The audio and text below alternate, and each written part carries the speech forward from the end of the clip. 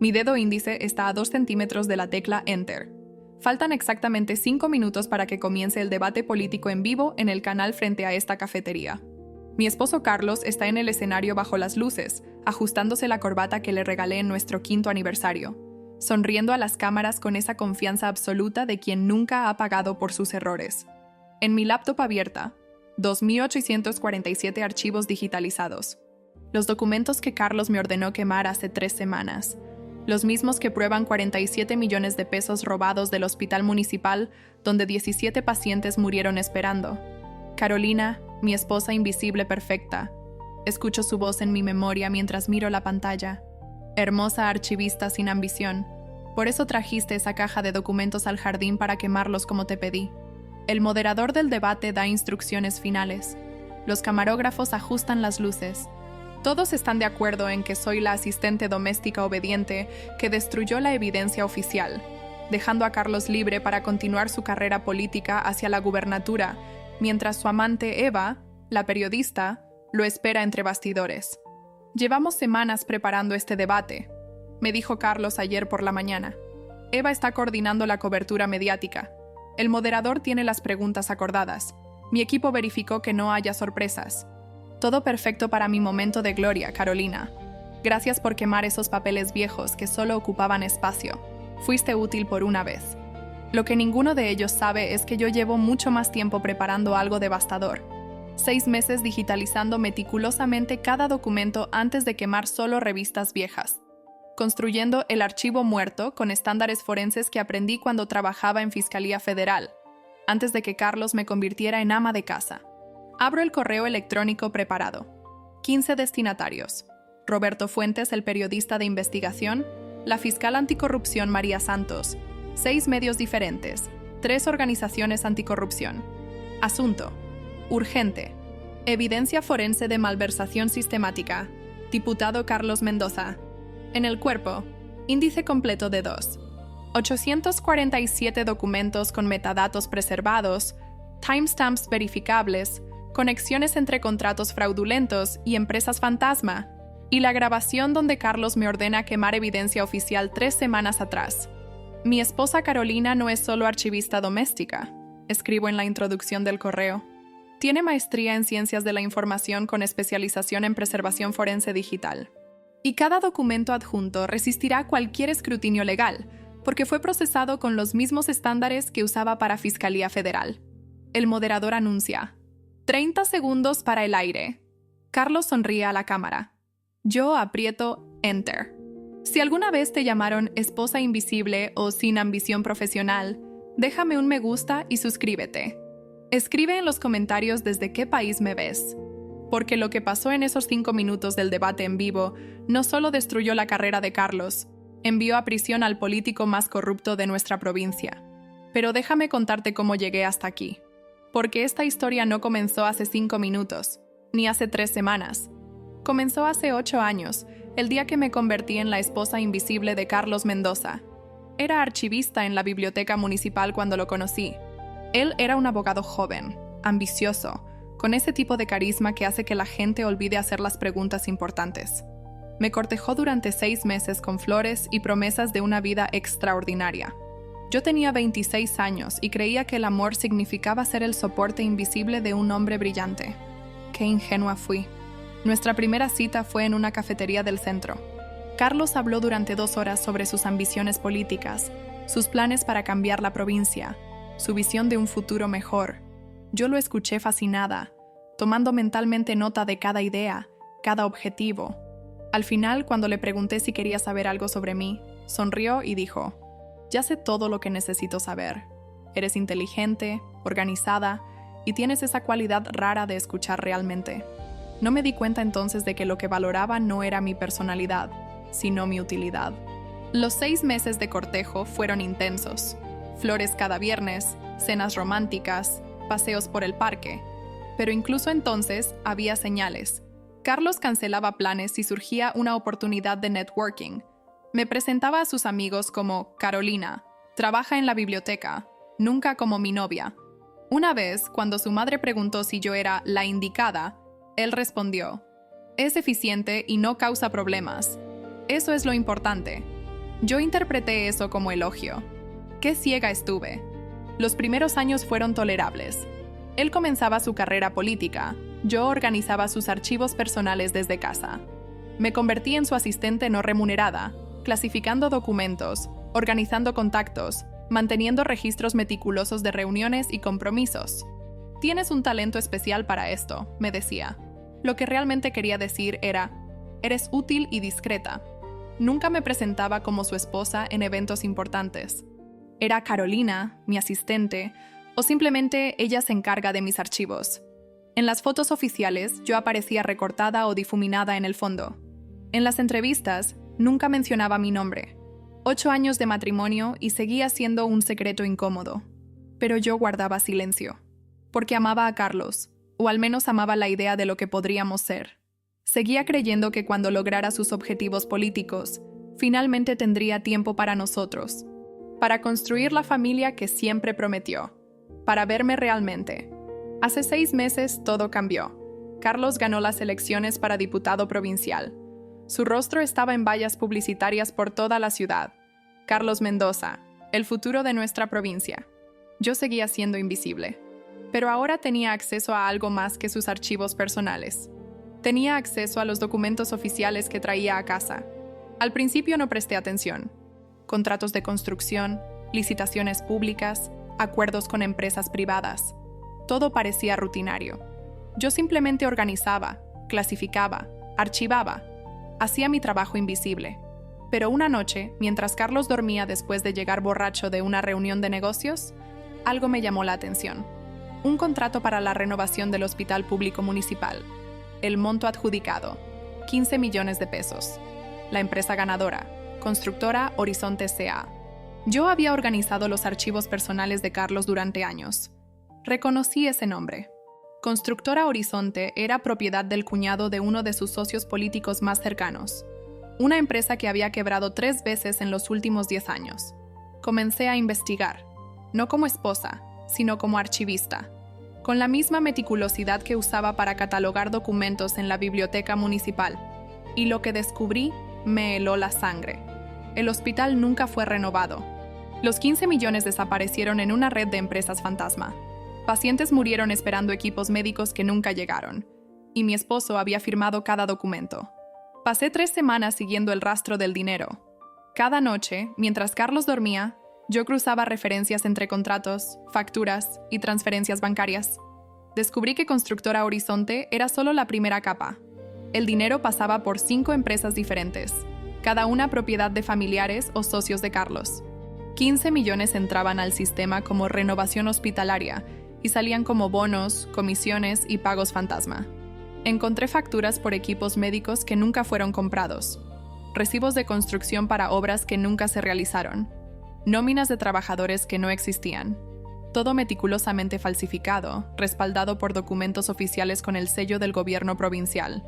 Y en cada página crítica, la firma de Carlos Mendoza. Pero lo que más me destrozó fue el archivo adjunto que encontré en uno de sus correos electrónicos personales. Era una lista de pacientes en lista de espera para cirugías cardíacas. 17 nombres. Al lado de cada nombre, Carlos había anotado a mano: riesgo político, bajo. Estaba evaluando cuántos podían morir antes de que se convirtiera en escándalo mediático. Trataba vidas humanas como cálculos de relaciones públicas. Esa noche no dormí. Me senté en mi pequeña oficina, rodeada de cajas de archivos, y enfrenté una verdad devastadora. Estaba casada con un criminal. Un hombre que robaba dinero destinado a salvar vidas. Un hombre que sonreía a las cámaras mientras familias perdían a sus seres queridos por falta de recursos médicos. Debí confrontarlo. Debí irme. Pero hice algo diferente. Algo que solo una archivista entendería. Comencé a documentar todo. Cada contrato sospechoso, cada licitación fraudulenta, cada transferencia inexplicable. Fotografiaba documentos con mi teléfono, los digitalizaba en alta resolución, los organizaba en carpetas encriptadas en la nube. Construí un archivo paralelo, un registro meticuloso de cada crimen. Lo llamé el Archivo Morto. En portugués, la lengua de mi abuela materna. Un archivo muerto pero no destruido. Dormido pero no olvidado. Durante 4 meses, mientras Carlos me trataba como su secretaria personal invisible, yo construía silenciosamente el inventario completo de su corrupción. Mi sistema era meticuloso. Cada documento digitalizado llevaba 3 niveles de metadatos: fecha de captura, fuente original y contexto del crimen. Creé un índice cruzado que conectaba contratos con transferencias bancarias, facturas con empresas fantasma, fechas de aprobación con muertes de pacientes. No era solo un archivo, era un caso forense completo, organizado con los estándares más rigurosos de preservación de evidencia digital. Usaba 3 servicios de nube diferentes para respaldo: uno en Suiza, uno en Canadá, uno en Noruega. Países con leyes estrictas de protección de datos y cooperación internacional en casos de corrupción. Encripté cada carpeta con algoritmos de nivel militar. Solo yo tenía las claves de acceso. Si algo me pasaba, había instrucciones selladas con mi abogado personal para liberar todo a organizaciones anticorrupción. Carlos no tenía idea. Me veía en mi oficina, trabajando en la laptop, y asumía que estaba organizando sus contactos o actualizando su calendario. Nunca preguntó qué hacía exactamente. Nunca miró por encima de mi hombro. La invisibilidad que me imponía se convirtió en mi mejor cobertura. Era tan irrelevante para él que ni siquiera merecía su curiosidad. Y entonces conocí a Eva, jornalista investigativa, 28 años, hermosa de esa manera devastadora, que hace que las esposas invisibles desaparezcan aún más. La vi por primera vez en una conferencia de prensa hace 3 meses. Carlos no podía quitarle los ojos de encima. Yo estaba sentada en la tercera fila, invisible como siempre, y vi cómo la miraba. No era solo atracción, era obsesión. 2 semanas después los vi juntos. Fue un accidente absurdo. Yo había ido al centro comercial a comprar un regalo de cumpleaños para la madre de Carlos. Los vi saliendo de un hotel boutique, tomados de la mano, riéndose de algún chiste privado. Carlos besó su cuello antes de que ella subiera a un taxi. Un beso íntimo, familiar. El tipo de beso que no me daba desde hace años. Me quedé paralizada en la acera, sosteniendo la bolsa con el regalo perfectamente envuelto para una suegra que me trataba como mueble. Los vi despedirse sin prisa, sin miedo a ser descubiertos. Carlos ni siquiera miró alrededor para verificar si alguien lo veía. ¿Por qué lo haría? Yo era invisible. Incluso si estaba ahí, no importaba. No era lo suficientemente relevante como para ser considerada amenaza. Esperé hasta que Eva se fue en el taxi. Esperé hasta que Carlos caminara en dirección opuesta. Luego tomé una foto del hotel boutique, anoté la hora exacta y me fui a casa. No lloré, no grité. Simplemente agregué un nuevo proyecto a mi lista de tareas: documentar la infidelidad con la misma precisión que documentaba la corrupción. No hice escándalo. No lloré en público. Fui a casa, me senté en mi oficina y abrí el archivo muerto. Agregué una nueva carpeta: pruebas personales. Si iba a documentar sus crímenes políticos, también documentaría su traición personal. Contraté a un investigador privado con dinero de mi propia cuenta de ahorros. Fotos, mensajes de texto recuperados, reservaciones de hotel, todo documentado, todo archivado. Carlos ni siquiera se molestó en ser discreto. Eva comenzó a aparecer en sus eventos públicos. Periodista local haciendo cobertura, explicaba. Pero yo veía cómo la miraba. La presentaba a colegas, la incluía en conversaciones importantes, le daba la visibilidad que a mí me negaba. En las fotos oficiales, ella aparecía enfocada, sonriente, perfecta. Yo seguía siendo el borrón en el fondo. Una noche lo escuché hablando con ella por teléfono. Yo estaba en la cocina preparando la cena, invisible en mi propia casa. Su voz era suave, cariñosa. «Pronto voy a solucionar todo», le decía. «Solo necesito asegurar la reelección y podré divorciarme sin escándalo. Tú serás mi esposa oficial, la que merezco, como si yo fuera un error del pasado, un mueble viejo que necesitaba descartar. 8 años de matrimonio reducidos a un inconveniente político». Seguí cocinando la pasta como si no hubiera escuchado nada. Cenamos en silencio. Él revisaba su teléfono, probablemente mensajeándose con Eva. Yo planificaba mi siguiente movimiento, porque aquí está el secreto que Carlos nunca entendió. Las personas invisibles ven todo. Procesamos información que otros ignoran. Notamos patrones, inconsistencias, mentiras, Y cuando finalmente decidimos actuar, nadie nos ve venir. Hace exactamente 3 semanas, Carlos llegó a casa más tarde que de costumbre. Traía una caja grande de cartón llena de documentos. Lo reconocí inmediatamente. Archivos de licitaciones públicas de los últimos 2 años. Todo el papel físico que respaldaba los contratos fraudulentos que yo ya había digitalizado. «Carolina», me dijo, usando ese tono que reservaba para darme órdenes. «Necesito que quemes todo esto. Esta noche, en el jardín trasero». Mi corazón se detuvo. ¿Quemar documentos oficiales? Es material duplicado, mintió con facilidad. Ya está todo digitalizado en los sistemas del gobierno. Estos papeles solo ocupan espacio. Y tengo una auditoría de rutina la próxima semana. Necesito que la oficina esté impecable. Una auditoría. La palabra me dio todo el contexto que necesitaba. Alguien estaba investigando. Probablemente la fiscal anticorrupción que había sido nombrada 3 meses atrás. O peor, auditores federales. Carlos estaba entrando en pánico, eliminando evidencia, cubriendo rastros, y me estaba convirtiendo en su cómplice de obstrucción de justicia. ¿Y si te preguntan por los documentos originales? Mantuve mi voz neutra, curiosa, como siempre. Diremos que se perdieron en el traslado de oficina el año pasado. Nadie puede probar lo contrario. Me miró con esa sonrisa fría que reservaba para adversarios políticos. Esto es importante, Carolina. Nuestra estabilidad financiera depende de esto. ¿Entiendes? Nuestra estabilidad. Como si yo fuera cómplice. Como si los 47 millones de pesos robados fueran patrimonio familiar. Como si quemar evidencia fuera un deber conyugal. Como cocinar su cena o planchar sus camisas. Miré la caja. Podía ver documentos familiares, contratos del hospital, licitaciones de pavimentación, acuerdos de construcción escolar. Todo lo que ya había digitalizado meticulosamente. Carlos no sabía que estaba pidiéndome destruir copias de evidencia que yo había preservado perfectamente en la nube. «Lo haré», le dije. Esa noche, mientras Carlos dormía, llevé la caja a mi oficina. No la quemé. La procesé. Documento por documento, página por página. Mi escáner personal trabajó durante 7 horas continuas. Cada contrato, cada factura, cada recibo. Todo digitalizado en resolución máxima.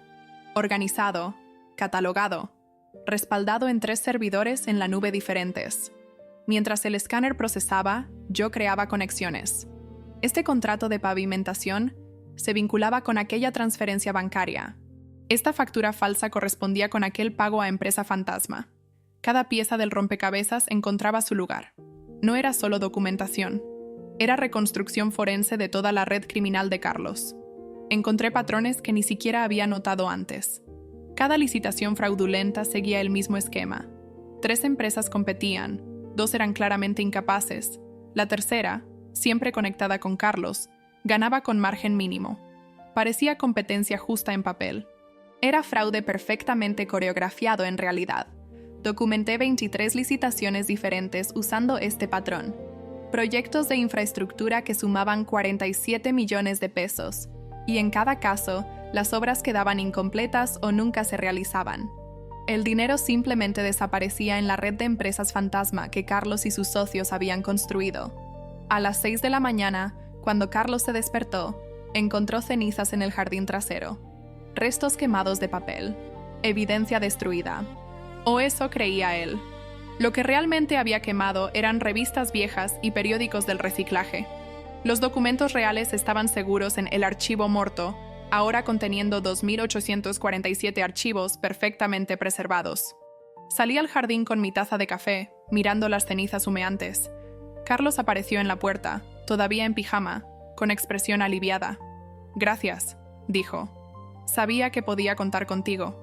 Me dio un beso mecánico en la frente y volvió adentro para prepararse para el día. No dije nada. Solo bebí mi café, mirando las cenizas de revistas de farándula y periódicos deportivos. Y sonreí por primera vez en semanas, porque Carlos acababa de cometer su error final. Acababa de convertirme en testigo directo de obstrucción de justicia. Me había ordenado destruir evidencia oficial, y yo tenía cada palabra de esa conversación grabada en mi teléfono. Durante las siguientes 2 semanas, Carlos estuvo tranquilo. La auditoría pasó sin incidentes. Sin documentos físicos que examinar, Los auditores solo revisaron registros digitales que Carlos había manipulado previamente. Todo parecía en orden. Él celebró con Eva en otro hotel boutique. Mi investigador privado me envió fotos. Yo esperé, porque tenía un plan, y ese plan requería el momento perfecto. Ese momento llegó hace 5 días. Carlos fue invitado al debate político más importante de la temporada. Un enfrentamiento televisado en vivo con sus principales rivales políticos, transmitido por el canal más grande de la provincia. El evento que definiría las próximas elecciones. Su oportunidad de consolidarse como el político más poderoso de la región. La invitación llegó un martes por la mañana. Carlos la recibió con euforia casi infantil. «Este es el momento que estaba esperando», gritó, agitando el sobre. Debate en vivo, prime time, audiencia provincial completa. Esto me catapultará directamente a la gubernatura. Yo estaba preparando café en la cocina. «Felicidades», dije con la voz neutra que había perfeccionado en 8 años de matrimonio. «Este debate es mi momento», continuó sin notar mi indiferencia. «Después de esto nadie podrá detenerme. Voy a destrozar a mis rivales. A las 8 de la noche del viernes, frente a toda la provincia, voy a demostrar por qué soy el futuro de esta región. Estoy segura de que serás brillante», le respondí, y lo decía en serio. Porque necesitaba que estuviera en ese escenario, bajo esas luces, frente a esas cámaras. Necesitaba que todo el mundo estuviera viendo cuando su imperio se derrumbara. Viernes, 8 de la noche. Transmisión en vivo. Momento perfecto para un escándalo que no pudiera ser contenido, editado o suprimido. Una vez que la información saliera al aire, sería imposible retractarla. El daño sería inmediato, público, irreversible. Esa misma tarde hice 3 llamadas telefónicas. La primera fue a Roberto Fuentes, periodista de investigación del canal rival. Había investigado su trabajo durante semanas. Era conocido por su integridad, su precisión y su desprecio por la corrupción política. El tipo de periodista que verificaría fuentes antes de publicar, pero que no dudaría en exponer criminales una vez confirmada la evidencia. «Señor Fuentes», comencé cuando respondió, «tengo información sobre irregularidades en licitaciones públicas provinciales. Específicamente sobre el diputado Carlos Mendoza». Hubo una pausa. «¿Quién es usted?» «Una fuente que prefiere mantenerse anónima. Le estoy enviando ahora una muestra de documentos oficiales, contratos del hospital municipal, empresas fantasma, transferencias ilegales. Tengo 2.847 documentos más que recibirá durante el debate de esta noche, en vivo, a las 8 en punto. ¿Por qué durante el debate? Porque necesito que la información sea pública antes de que puedan suprimirla. Una vez que esté al aire, en tiempo real, será imposible contenerla». Escuché teclear en el fondo. Estaba abriendo los archivos que acababa de enviar. Silencio largo. Luego, «Dios mío, estos documentos, si son auténticos, son auténticos. Cada uno tiene metadatos originales verificables, firmas digitales de sistemas gubernamentales. Puede confirmar su autenticidad con expertos forenses. ¿Por qué hace esto? Porque 17 personas murieron esperando un hospital que nunca fue renovado. Porque mi provincia ha sido robada sistemáticamente. Y porque alguien necesita documentar la verdad». Colgué antes de que pudiera hacer más preguntas. La segunda llamada fue a María Santos, fiscal anticorrupción que había sido nombrada 3 meses atrás con el mandato de investigar irregularidades en obras públicas. Había leído sus entrevistas. Era rigurosa, implacable y completamente inmune a presiones políticas. Fiscalía Anticorrupción, doctora Santos. Doctora Santos, tengo evidencia documental de malversación sistemática de fondos públicos en licitaciones provinciales de los últimos 2 años. ¿Su nombre? Prefiero mantenerme anónima por ahora, pero le estoy enviando una muestra de documentos. Esté atenta a su correo electrónico esta noche a las 8. Recibirá un archivo completo con 2.847 documentos organizados forensemente. ¿Forensemente? Sí. Con índices cruzados, metadatos preservados, timeline completo y conexiones entre contratos fraudulentos y empresas fantasma. No es solo evidencia, es un caso completo listo para procesamiento legal. Otra pausa. ¿Usted es abogada? ¿Contadora forense? Archivista, con maestría en Ciencias de la Información y especialización en Preservación de Evidencia Digital. Era la primera vez en años que decía mi título profesional en voz alta. Se sintió poderoso. ¿Y cómo obtuvo acceso a documentos clasificados del gobierno provincial? Legalmente. Estaré disponible para testificar cuando procesen el caso, pero primero necesito que la evidencia sea pública. De otra forma, desaparecerá. Esta noche, a las 8. Revise su correo. Colgué. 2 llamadas completadas. Una más. La tercera llamada fue a Eva. Usé un número bloqueado. Disfracé mi voz apenas lo suficiente. Era un toque cruel, lo admito. Pero necesitaba crear caos alrededor de Carlos justo antes del debate. Necesitaba que estuviera desconcentrado, vulnerable, emocionalmente inestable. ¿Hola? Su voz era joven, confiada. Eva, necesito advertirte sobre Carlos Mendoza. ¿Quién es usted? ¿Cómo consiguió mi número? Eso no importa. Lo que importa es que Carlos te está usando. Tiene otra amante. Está planeando casarse con la hija del gobernador por conveniencia política. Tú eres solo cobertura mediática hasta que asegure la próxima elección. Eso es ridículo. Carlos me ama. ¿Va a divorciarse de su esposa invisible para... ¿Para qué? ¿Para casarse contigo? Eva, has sido periodista suficiente tiempo para reconocer cuando alguien te manipula. Pregúntale esta noche, antes del debate. Mira su reacción cuando lo confrontes en público. Colgué. Era mentira, por supuesto. Carlos no tenía otra amante más que Eva. Pero ella era joven, impulsiva, insegura bajo esa fachada de periodista profesional. Exactamente el tipo de persona que confrontaría a su amante en el momento más inoportuno.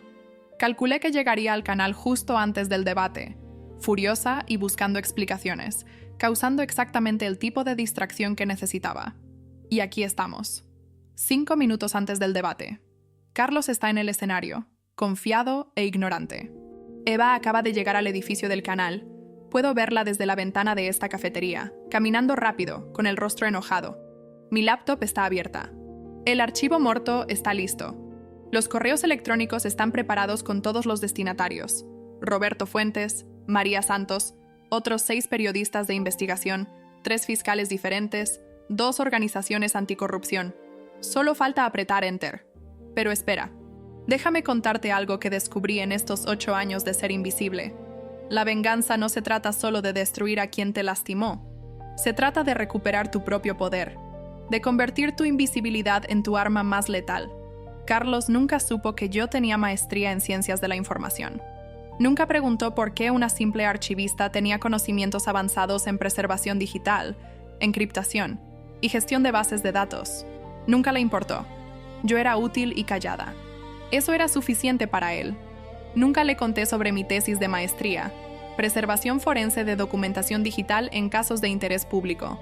Nunca mencioné que había trabajado como consultora para la Fiscalía Federal en 2 casos de corrupción antes de conocerlo. Dejé ese trabajo cuando nos casamos, porque él necesitaba a alguien disponible para manejar su agenda. Es temporal, me prometió. Cuando mi carrera esté establecida, podrás volver a tu trabajo profesional.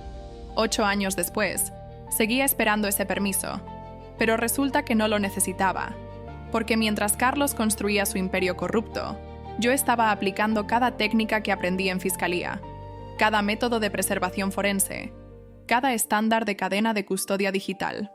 Solo que esta vez, el criminal era mi propio esposo. Hay ironía perversa en eso. Carlos me convirtió en ama de casa porque creía que desperdiciar mi educación lo beneficiaría. No se dio cuenta de que me estaba dando tiempo y recursos para convertirme en la documentalista más competente de sus propios crímenes. Pero durante 4 meses, mientras él construía su imperio corrupto, yo construí algo más poderoso. Un archivo forense completo. Evidencia irrefutable organizada con estándares que resistirían cualquier escrutinio legal. Metadatos preservados. Cadena de custodia documentada. Timestamps verificables. No era solo venganza personal, era justicia documentada. Miro el reloj. 3 minutos para el debate. Veo a Eva entrar al edificio del canal. Seguridad la detiene. Ella gesticula, claramente agitada. Perfecto. En el escenario, Carlos mira su teléfono, frunciendo el ceño. Probablemente recibió un mensaje de ella. Su concentración está rota. 2 minutos. Abro la ventana final de confirmación del correo electrónico masivo. 2.847 archivos adjuntos. 15 destinatarios. Asunto. Urgente. Evidencia de corrupción sistemática. Diputado Carlos Mendoza. El cuerpo del mensaje incluye un índice completo, un resumen ejecutivo y una cronología detallada de cada crimen documentado. 1 minuto. Carlos está en su podio. Se ajusta el micrófono. El moderador da la bienvenida a la audiencia televisiva. Buenas noches y bienvenidos al gran debate provincial. Esta noche nuestros candidatos discutirán el futuro de nuestra región. 30 segundos. Mi dedo está sobre la tecla Enter. Pienso en 8 años de invisibilidad. En pacientes que murieron esperando un hospital que nunca fue renovado. En familias que perdieron sus casas por obras públicas que nunca se completaron. En una provincia entera robada por hombres como Carlos. 15 segundos. Pienso en Eva, joven e ingenua, siendo usada como cobertura mediática. En la próxima esposa invisible que Carlos conseguiría después de ella. En el ciclo interminable de hombres poderosos destruyendo vidas sin consecuencias. 10 segundos. El moderador presenta a Carlos. Diputado Mendoza, candidato favorito en las encuestas, conocido por su trabajo en infraestructura pública. La cámara hace zoom en su rostro. Él sonríe con perfecta confianza. 5 segundos. Respiro profundo. Esto no se trata de mí. Se trata de todas las personas invisibles que mantienen registros, que documentan verdades incómodas, que ven lo que otros ignoran. Se trata de demostrar que la invisibilidad puede ser poder. El moderador hace la primera pregunta. Diputado Mendoza, ¿cómo responde a las críticas sobre el retraso en la renovación del hospital municipal? Carlos abre la boca para responder con su mentira ensayada. Yo aprieto Enter. El correo se envía. 15 confirmaciones de entrega aparecen en mi pantalla en menos de 3 segundos. En algún lugar del edificio del canal, el teléfono de Roberto Fuentes vibra. Lo veo desde la ventana de la cafetería. Saca su celular, mira la pantalla, sus ojos se abren grandes. Comienza a leer mientras camina rápidamente hacia la sala de control. En el escenario, Carlos está en medio de su respuesta. Hemos trabajado incansablemente para asegurar que cada peso asignado al hospital se use apropiadamente. El teléfono del moderador vibra. Luego el de otro panelista. Y otro. En la sala de control del canal, puedo imaginar el caos. Productores recibiendo mensajes urgentes. Editores abriendo archivos. Periodistas verificando documentos. Carlos continúa hablando, ajeno. Mi compromiso con la transparencia ha sido inquebrantable desde el primer día. La puerta de la sala de control se abre. Roberto Fuentes entra apresuradamente. Habla con el productor ejecutivo. Le muestra algo en su tablet. El rostro del productor cambia. Pánico, incredulidad, emoción. Este es el tipo de noticia que define carreras periodísticas. En el escenario, el moderador recibe un mensaje por su audífono. Su expresión cambia. Mira a Carlos con nueva intensidad. Interrumpe su respuesta. Disculpe, diputado Mendoza, pero estamos recibiendo información de última hora que requiere su atención inmediata. Carlos parece confundido. ¿Información? Sí. Acabamos de recibir lo que parecen ser documentos internos de su oficina. Contratos de licitaciones públicas. ¿Puede explicar por qué el contrato del hospital municipal fue adjudicado a una empresa que había quebrado previamente? El rostro de Carlos se vuelve ceniza. Busca palabras. Esos documentos fueron... Eso es información privilegiada que no debería... ¿Privilegiada? El moderador está leyendo ahora desde su tablet. Otros periodistas en el panel hacen lo mismo. Estos son registros públicos, diputado. Y tenemos aquí facturas, transferencias bancarias, correos electrónicos. 2.847 documentos que sugieren un patrón sistemático de corrupción en licitaciones públicas. La cámara hace zoom en el rostro de Carlos. Su máscara de confianza se desmorona en vivo. Puedo ver el momento exacto en que entiende lo que está pasando. Sus ojos buscan la sala, como si pudiera identificar al traidor entre su equipo. Nunca mira hacia la cafetería al otro lado de la calle. Nunca piensa en su esposa invisible. Esos documentos fueron destruidos, dice Carlos, y en el momento en que las palabras salen de su boca, se da cuenta de su error. El moderador se inclina hacia adelante. ¿Destruidos? ¿Está admitiendo que destruyó evidencia oficial? No, quise decir archivados. Los documentos están archivados apropiadamente, pero es demasiado tarde. La sangre está en el agua. Los tiburones periodísticos atacan. Una panelista lee en voz alta. Tengo aquí un contrato para pavimentación de rutas rurales. 15 millones de pesos. La empresa ganadora, Constructora Horizonte, es propiedad del cuñado de su socio político principal. ¿Puede explicar esa coincidencia? Carlos intenta recuperarse. Todas las licitaciones siguieron procesos legales estrictos. ¿Entonces por qué?, interrumpe otro panelista. Las rutas nunca fueron pavimentadas. Tengo fotografías actuales. Los caminos siguen siendo de tierra. ¿Dónde están los 15 millones? La transmisión se convierte en un interrogatorio en vivo. Carlos suda bajo las luces del estudio.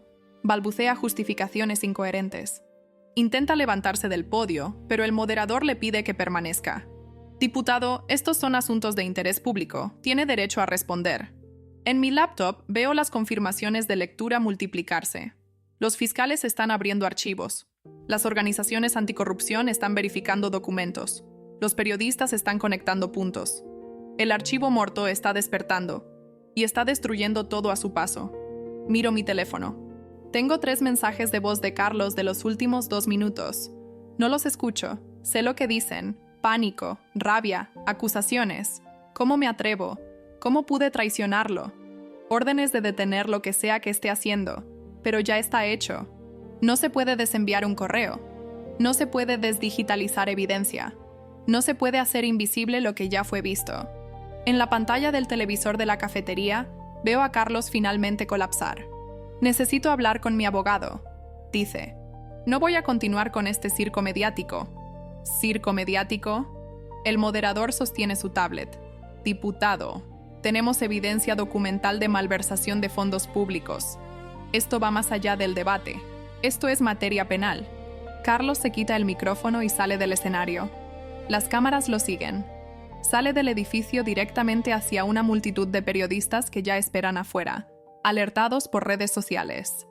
Los hashtags están explotando. El archivo morto, Mendoza corrupto, justicia en vivo. Mi teléfono suena. Es Carlos. Respondo. ¿Fuiste tú? Su voz es pura furia. ¿Tú enviaste esos documentos? Te dije que los quemaras. Los quemé, respondo con calma. ¿Viste las cenizas? Entonces, ¿cómo? Antes de quemar algo, una buena archivista siempre hace copias digitales. Es procedimiento estándar. Pensé que lo sabías. El silencio del otro lado es absoluto. Puedo escuchar su respiración acelerada, el caos de fondo, periodistas gritando. Cuando finalmente habla, su voz tiembla. Eres mi esposa, dice, y por primera vez en años, suena vulnerable. ¿Cómo pudiste hacerme esto? Fui tu esposa durante 8 años, tu asistente no remunerada, tu secretaria invisible, la persona que recortabas de las fotografías oficiales, la mujer a la que nunca presentabas en eventos importantes, y esperaste que también fuera tu cómplice criminal. Hago una pausa. Sobreestimaste mi lealtad, pero yo te di todo. Casa, estabilidad, posición social. Me diste invisibilidad, me diste humillación, me diste un asiento en la tercera fila mientras presentabas a tu amante como periodista local. Y finalmente, me pediste que me convirtiera en criminal contigo, que quemara evidencia de delitos que mataron gente. ¿Realmente creíste que lo haría?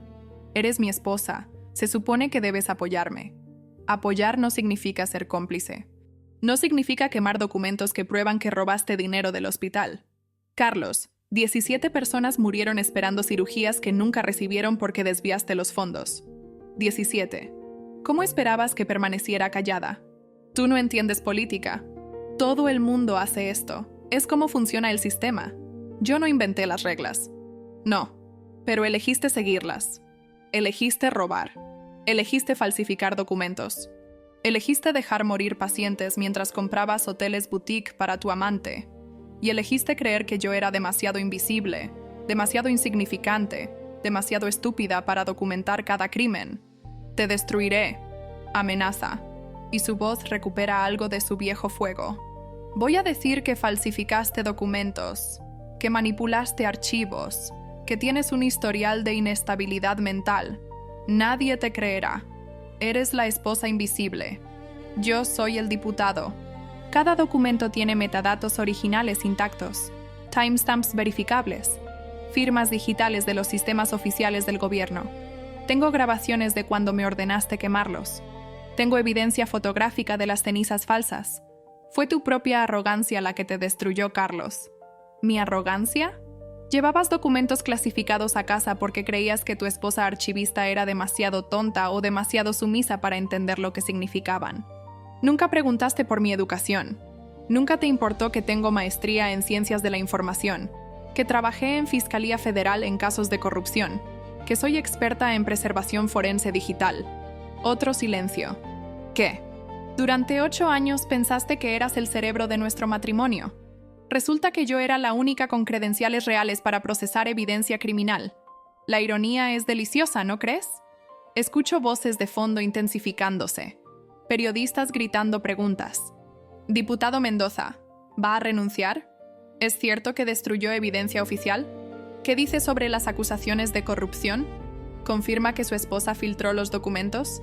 Tengo que irme, dice Carlos, y su voz se quiebra completamente.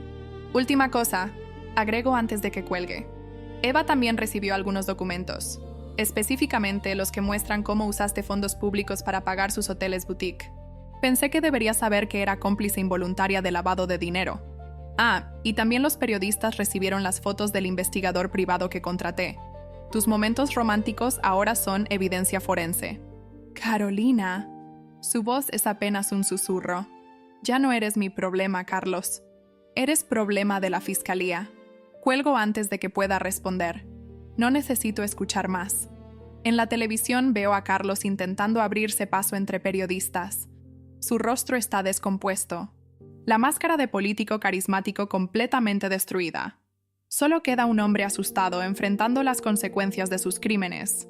Su campaña está terminada. Su carrera política está muerta. Y pronto, cuando los fiscales procesen el archivo muerto, enfrentará cargos criminales. Me quedo sentada en la cafetería, bebiendo mi café frío, viendo el caos que cree. Y por primera vez en 8 años, no me siento invisible. Me siento poderosa. Pero esta historia no termina con la caída de Carlos. Todavía hay un capítulo más. Uno que no planeé, pero que se desarrolló de la manera más satisfactoria posible. Al día siguiente, mientras las noticias seguían analizando el escándalo, recibí una llamada inesperada. Era la doctora Silvia Romero, directora del Instituto de Preservación Digital, la institución más prestigiosa del país en ciencias de la información. Señora Mendoza, dijo con voz profesional y directa, he revisado los archivos que filtró. Como archivista, debo decir que la calidad de su trabajo es excepcional. Metadatos perfectos, organización impecable, estándares forenses rigurosos. No he visto preservación de evidencia de este nivel fuera de agencias federales especializadas. Me quedé en silencio por un momento, procesando. ¿Cómo consiguió mi número? La fiscal María Santos nos contactó. Está procesando el caso Mendoza y quería expertos que pudieran testificar sobre la autenticidad de los archivos digitales. Su nombre surgió. Investigue su historial académico. Maestría en Ciencias de la Información, tesis sobre preservación forense, consultoría previa para Fiscalía Federal. ¿Por qué una profesional de su calibre estaba archivando documentos personales de un diputado provincial? Me casé, dije simplemente, y olvidé quién era antes de él. Hubo una pausa significativa del otro lado. Bueno, el país acaba de recordar quién es usted, y tengo una propuesta. ¿Estaría interesada en una posición en nuestro instituto? ¿Qué tipo de posición? Directora de Archivos Forenses. Trabajaría con agencias gubernamentales y organizaciones anticorrupción, entrenando profesionales en preservación de evidencia digital. Desarrollaría protocolos nacionales para documentación de casos de interés público. Buen salario, autonomía completa y reconocimiento del trabajo que claramente ya está haciendo. Miré por la ventana de mi casa, la casa que pronto dejaría de ser mía cuando el divorcio se finalizara. ¿Cuándo comenzaría? ¿Qué tan pronto puede estar disponible? Inmediatamente, respondí sin dudar. Acepté la oferta en ese momento. 2 semanas después, comencé mi nuevo trabajo. Por primera vez en mi vida profesional, no era invisible. Era experta, mentora, directora. Mi nombre estaba en artículos académicos sobre archivística forense.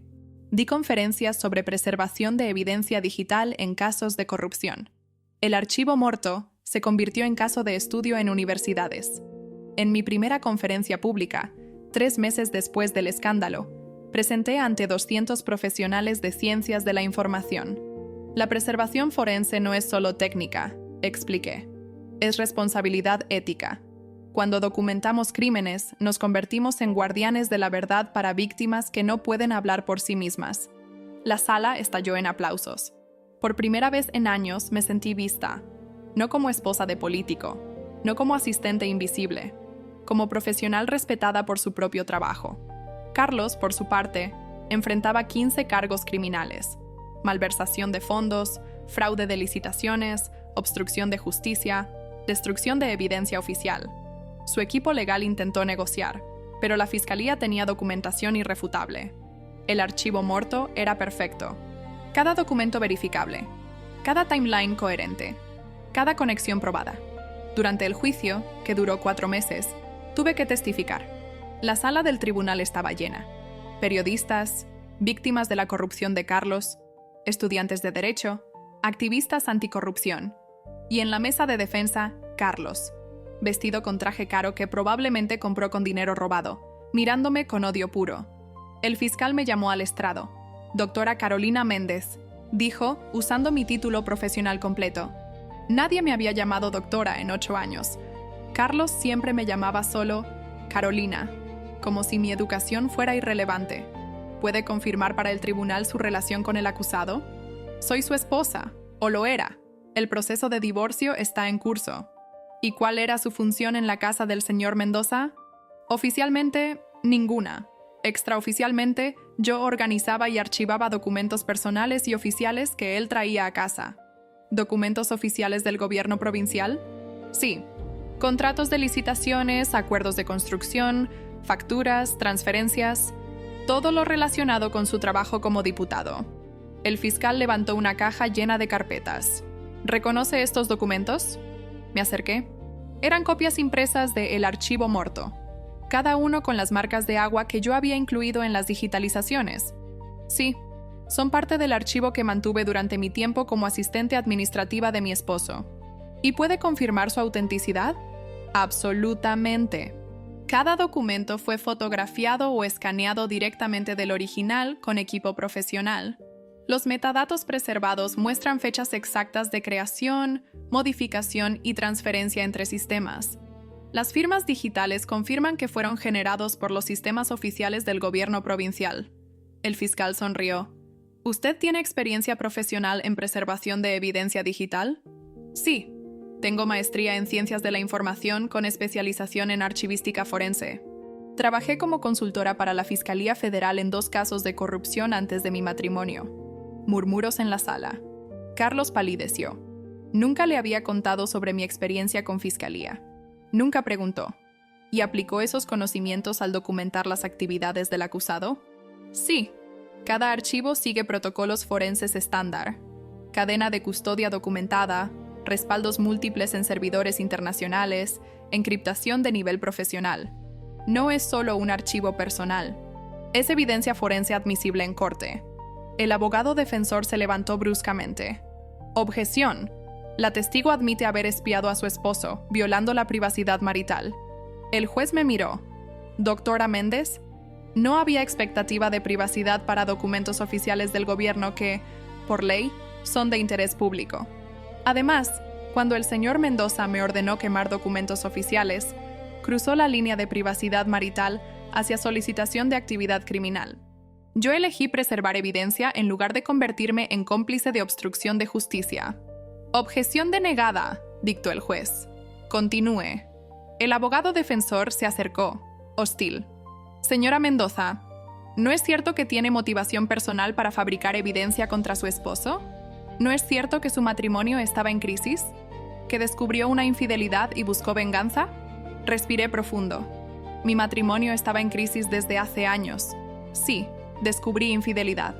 Pero eso no cambia la autenticidad de documentos oficiales del gobierno.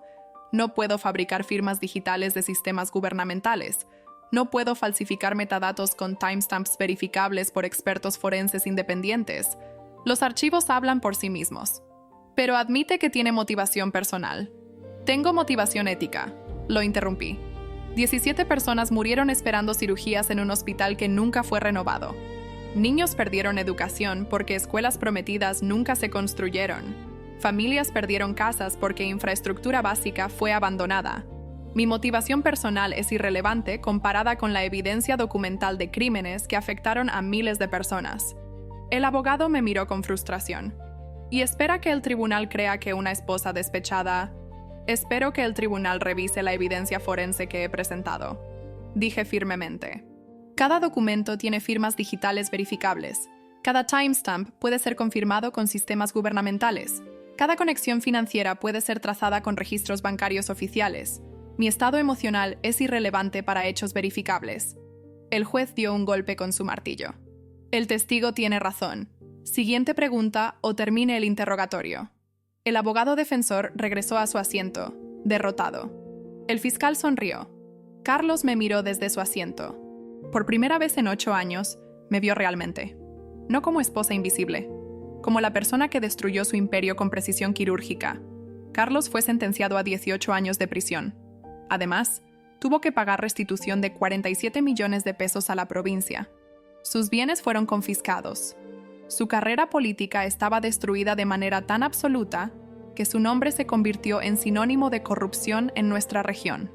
Eva, la jornalista, perdió su trabajo cuando se reveló que había aceptado pagos indirectos de fondos públicos a través de Carlos. Ella insistió en que no sabía el origen del dinero y probablemente decía la verdad. Pero la ingenuidad no es defensa legal. Terminó trabajando como editora freelance, su carrera en periodismo de investigación arruinada. En cuanto a mí, me divorcié de Carlos 3 meses después del juicio. Fue simple. Matrimonio irreparablemente roto, división equitativa de bienes legítimos, sin pensión alimenticia. No quería nada que viniera de su corrupción. Solo quería mi libertad. Y finalmente, 1 año después del debate que cambió todo, conocí a alguien. Se llama Diego. Es profesor de ética en la universidad local. Nos conocimos en una conferencia sobre transparencia gubernamental donde yo era panelista. Él me preguntó sobre los desafíos emocionales de exponer corrupción cuando el corrupto es alguien cercano. No fue fácil, admití, pero había vidas en juego, pacientes que murieron, familias arruinadas.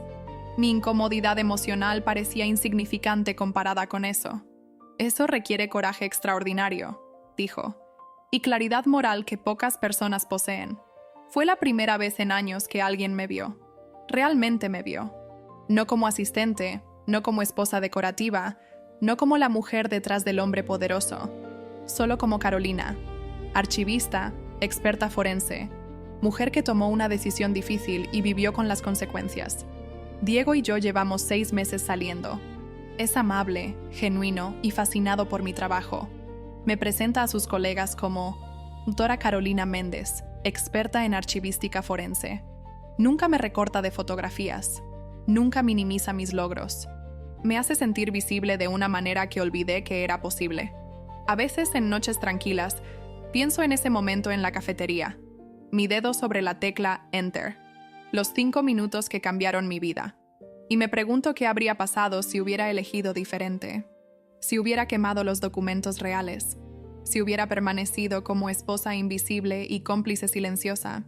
Pero luego pienso en las familias de los pacientes que murieron esperando el hospital renovado. Pienso en los niños que caminan por caminos de tierra porque las rutas nunca fueron pavimentadas. Pienso en cada persona afectada por la corrupción de Carlos. Y sé que tomé la única decisión posible. La invisibilidad puede ser soledad, puede ser dolor, pero también puede ser el escondite perfecto para reunir evidencia, para documentar verdades que los poderosos quieren enterrar, para preparar el movimiento perfecto que nadie ve venir. Carlos me hizo invisible porque creyó que eso me hacía inofensiva. No entendió que estaba creando su propia némesis, que cada vez que me ignoraba, me daba más libertad para observar, que cada documento que traía a casa era otra pieza de evidencia que yo meticulosamente preservaba. Él construyó un imperio corrupto. Yo construí su inventario completo. Y cuando finalmente llegó el momento de elegir entre lealtad conyugal y justicia pública, no dudé, porque yo no era solo su esposa, era archivista. Y los archivistas preservamos la verdad, sin importar lo incómoda que sea. El archivo muerto despertó esa noche del debate, y cuando despertó, no dejó nada de Carlos Mendoza en pie. Solo cenizas. Ironía perfecta. Él me ordenó quemar documentos, y al final, fui yo quien quemó su vida entera.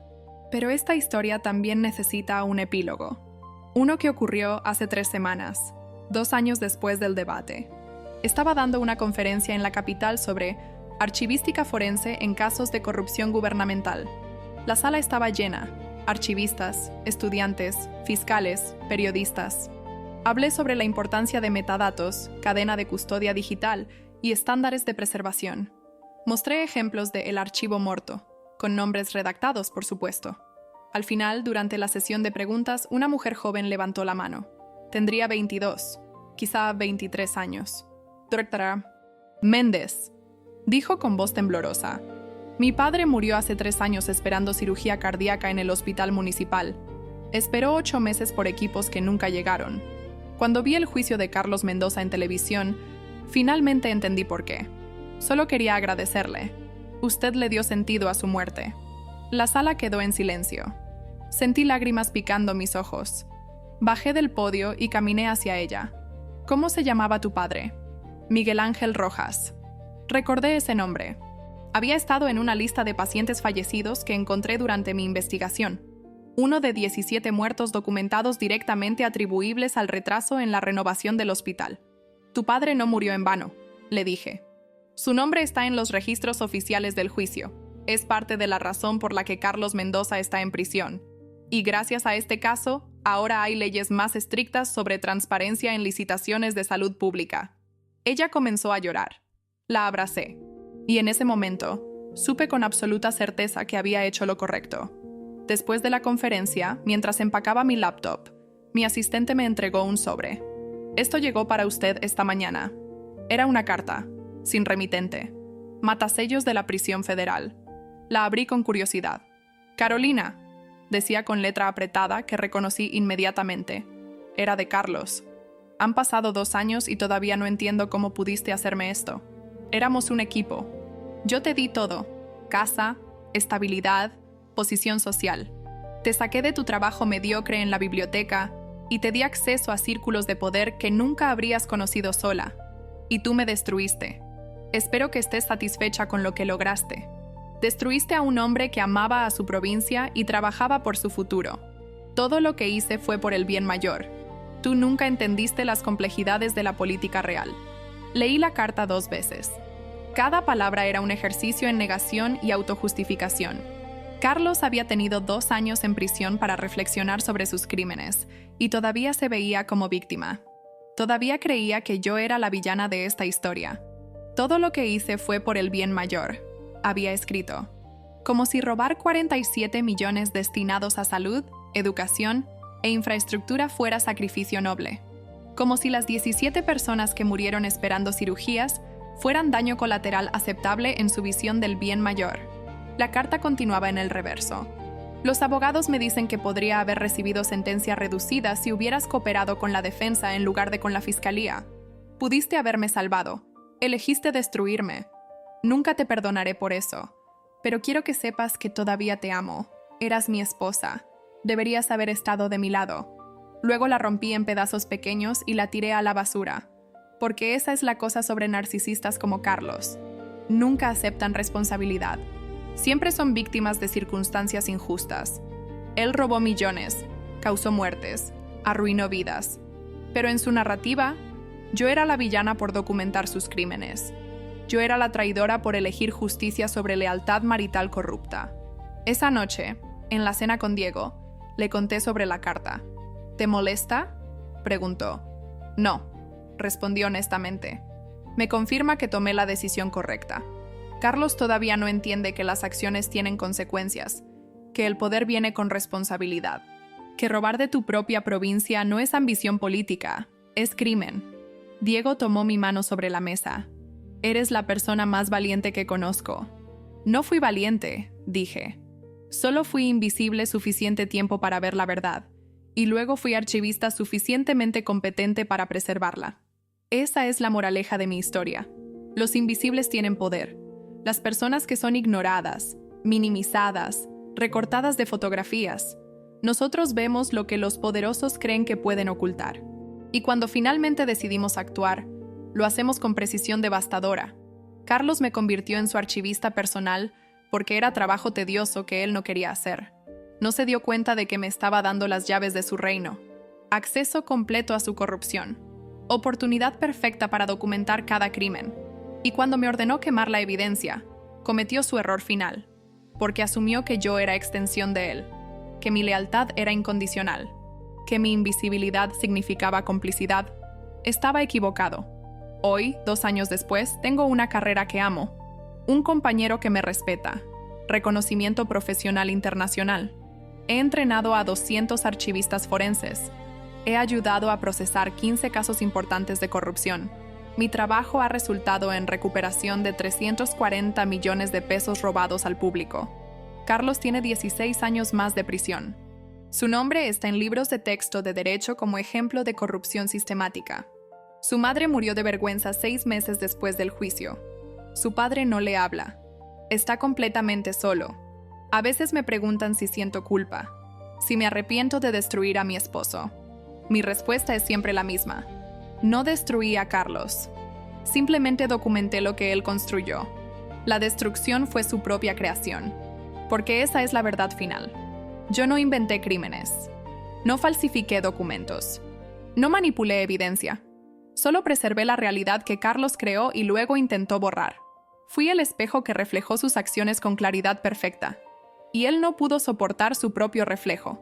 El archivo Morto nunca fue sobre venganza personal. Fue sobre justicia documental.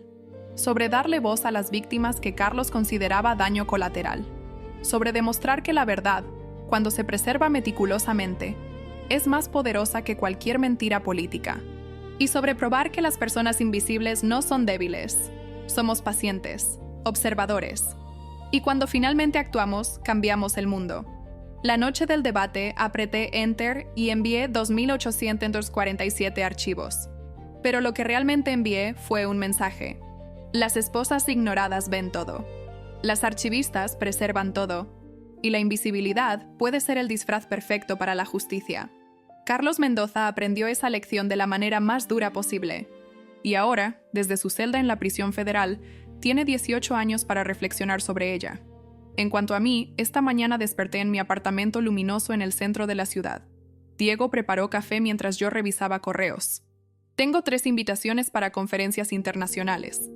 La Universidad Nacional quiere que lidere un nuevo programa de posgrado en archivística forense. Una editorial me ha ofrecido contrato para escribir un libro sobre el archivo Morto y sus implicaciones para transparencia gubernamental. Mi vida es plena, visible, significativa. Exactamente lo opuesto a lo que era hace 3 años. Y todo comenzó con una decisión en una cafetería. Un dedo sobre una tecla. 5 minutos que se convirtieron en punto de inflexión de mi vida entera. Esos 5 minutos me enseñaron algo fundamental. El momento correcto de actuar no es cuando estás segura de que ganarás.